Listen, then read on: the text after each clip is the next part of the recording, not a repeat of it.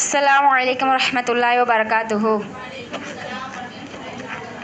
Bismillahirrahmanirrahim. Alhamdulillahi rabbil alamin wassalatu wassalamu ala asrafi anbiya'i wal mursalin sayyidina Muhammad wa ala alihi wa ashabi ajmain amma ba'd.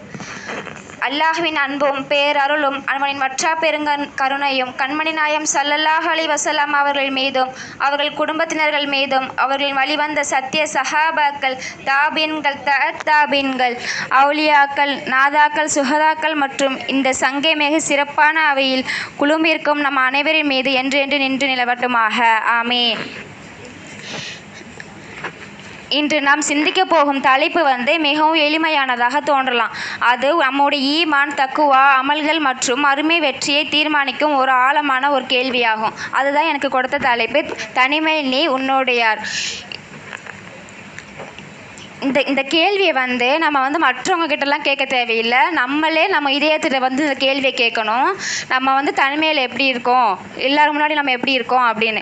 இப்போ எல்லோரும் பார்க்கும்போது நல்ல வார்த்தை பேசுகிறோம், நல்லா நடந்திருக்கோம், அப்புறம் நல்லா தொழுகிறோம் எல்லோரும் பார்க்கும்போது. ஆனால் தனிமையில் நம்ம என்ன பண்ணுறோம் அப்படின்னு சொல்லி பார்க்கணும். யாரும் இல்லாத நேரத்தில் கதவு மூடப்பட்ட ஒரு ரூமில் நம்மளுடைய கையில் ஃபோன் இருந்தாலும்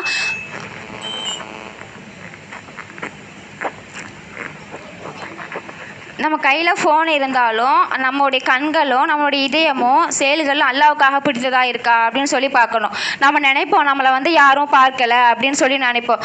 ஆனால் ஒரு முக்மின் அப்படி நினைக்க மாட்டான். ஏன்னா அவன் அவனை மக்கள் பார்க்க மாட்டாங்க தான். ஆனால் அவனை படைத்த இறைவன் ஒவ்வொரு நொடியுமே அவனை தான் பார்த்து கொண்டு தான் இருக்கான். ஒரு மனிதனை அவனுடைய நண்பன் புகழலாம், அவனுடைய குடும்பத்து நல்லவன் என்று சொல்லலாம், சமுதாயத்தில் அவன் நல்ல பேர் இருக்கலாம். ஆனால் அல்லாஹ்வின் பார்வையில் அவன் எப்படி இருக்கின்றான் என்பதுதான் முதல் வெற்றியே. நம் வாழும் இந்த உலகத்தில் ஒரு மனிதனுக்கு இரண்டு வாழ்க்கை இருக்குது. ஒரு வாழ்க்கை மக்கள் பார்க்கும் வாழ்க்கை, ரெண்டாவது வாழ்க்கை அல்லாஹ் மட்டும் பார்க்க வாழ்க்கை தான். மக்கள் பார்க்கும் வாழ்க்கை எப்படின்னா அழகுபடுத்துவதற்காக முயற்சி செய்கிறாங்க, நல்ல ஆடை அணிகிறாங்க, நல்ல வார்த்தை பேசுகிறாங்க, பள்ளிவாசலிலும் மதரசாவிலையும் நல்லவர்களாக தோன்றுறாங்க. ஆனால் அல்லாஹ் மட்டும் பார்க்கும் வாழ்க்கை எப்படி இருக்குது தெரியுமா? இன்று நம் வாழும் காலத்தில் மிகப்பெரிய சோதனை வெளியெல்லாம் கிடையாது, நம்மளுடைய கையில் தான் இருக்குது. அந்த சோதனை பேர் என்ன தெரியுமா? அதுதான் மொபைல் ஃபோன். அப்போ கதவை மூடிட்டு நம்மளுடைய கையில் மொபைல் இருந்த பிறகும் நம்ம என்ன பார்க்குறோம், என்ன கேட்குறோம், என்ன படிக்கிறோம், யாரோட பேசுகிறோம், நம்மளை யாரும் பார்க்கலன்னு சொல்லி நம்ம நினைக்கிறோம். ஆனால் அந்த நேரத்தில் நம்மளுடைய ஈமான் சோதிக்கப்படுகிறது.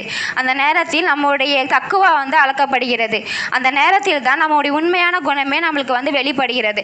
அதனால தான் அல்லாஹ் திருக்குறான்ல சொல்கிறான், வஹுவ மஅக்கும் ஐனமா குன்தும் அல்லாஹ் பிமா தஅமலூன பஷீர்.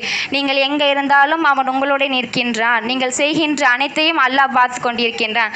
இந்த வசனம் அல்லாஹ் பள்ளிவாசலில் நீங்கள் இருந்தால் நான் உங்களோட தான் இருக்க மட்டும் சொல்லலை, நீங்கள் எங்கே இருந்தாலும் அல்லாஹ் உங்கள் கூட தான் இருக்கான் அப்படின்னு சொல்கிறான். வீட்டில் ரூமில் இருளில் நீங்கள் நம்ம ஃபோன் பார்த்துக்கிட்டு இருந்தாலும் அந்த ஃபோன் முன்னாடி கூட நம்மளை பார்த்துக்கிட்டு தான் இருக்கான் அப்படின்னு சொல்கிறாங்க.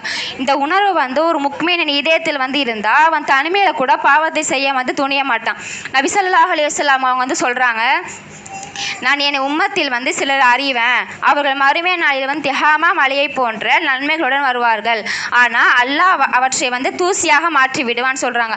அப்போ சஹாபாக்கள் கேட்குறாங்க, யார் ரசூலுல்லாஹ், அவங்க யார் அப்படின்னு கேட்கும்போது நபி ஸல்லல்லாஹு அலைஹி வஸல்லம் அவங்க சொல்கிறாங்க, அவங்க தனிமையில் அல்லாஹ் தடுத்ததெல்லாம் செஞ்சவங்க அப்படின்னு சொல்கிறாங்க. இதுக்கு ஒரு சம்பவம் இருக்குது. கலீஃபா உமர் இப்னு கத்தாப் ரலியல்லாஹு அவங்க ஆட்சி காலத்தில் அவர்கள் ஒரு ஆட்சியாளர்கள் மட்டும் இருக்க அவங்க விரும்பலை. மக்களோட நிலைமை எப்படி இருக்குது அப்படின்னு சொல்லி அறிஞ்சிக்கிறவங்களாக இருந்தாங்க. இப்போ இரவு நேரத்தில் அவங்க வேறு மாறுப இடத்துல போய் மக்கா தெருவில் கடந்து செல்வாங்க.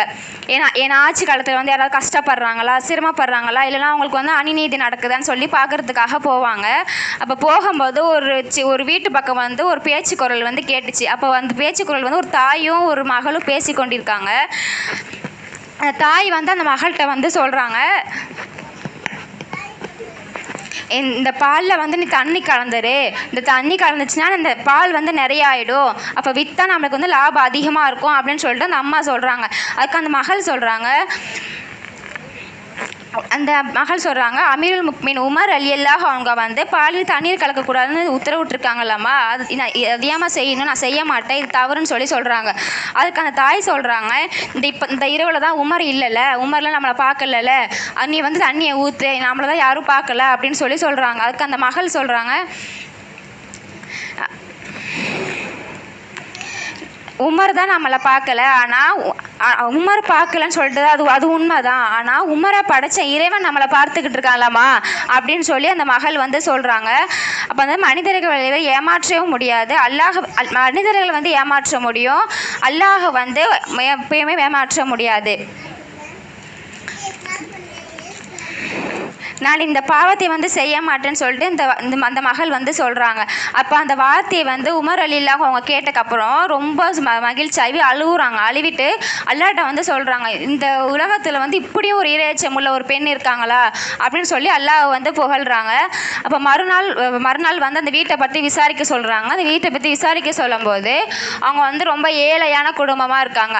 அவங்கள்ட்ட வந்து காசு பணம் எதுவுமே கிடையாது. அவங்கள்ட்ட வந்து தக்குவா தான் இருந்துச்சு. அதை பார்த்து உமர் ரலியல்லாஹு அவங்க வந்து அவங்களுடைய மகன் ஆசிஃப் ரலியல்லாஹு அவங்களை வந்து திருமணம் செய்து வச்சாங்க. இந்த சம்பவம் வந்து நமக்கு சொல்லும் பாடம் என்ன தெரியுமா? இன்று நம்ம யோசிக்க வேண்டும், கடை உரிமையாளரிடம் நம்ம பார்க்கவில்லை என்று ஏமாற்றோமா? பெற்றோர்கள் பார்க்கவில்லை என்று நம்ம தவறு செய்கிறோமா?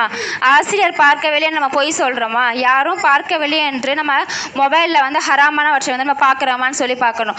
நம்ம வந்து நினைவில் வைக்கக்கூடிய ஒரு உண்மையான விஷயம், மனிதர்கள் வந்து பார்வையிலிருந்து நம்ம மறையலாம், ஆனால் அல்லாஹ்வின் பார்வையிலிருந்து ஒருபோதும் மறைய முடியாது. அந்த பெண் வந்து உமருக்கு வந்து பயப்படவில்லை, அல்லாஹ்க்கு தான் பயந்திருக்கா. இந்த பெண்ணு வந்து 1000 ஆண்டுகளுக்கும் பிறகு அவளுடைய பேர் வந்து நமக்கு தெரியலனாலும் அவளுடைய இரையச்சம் வந்து உலகம் முழுவதும் வந்து பயணங்கள் வந்து நிறைவேறப்படுகிறது.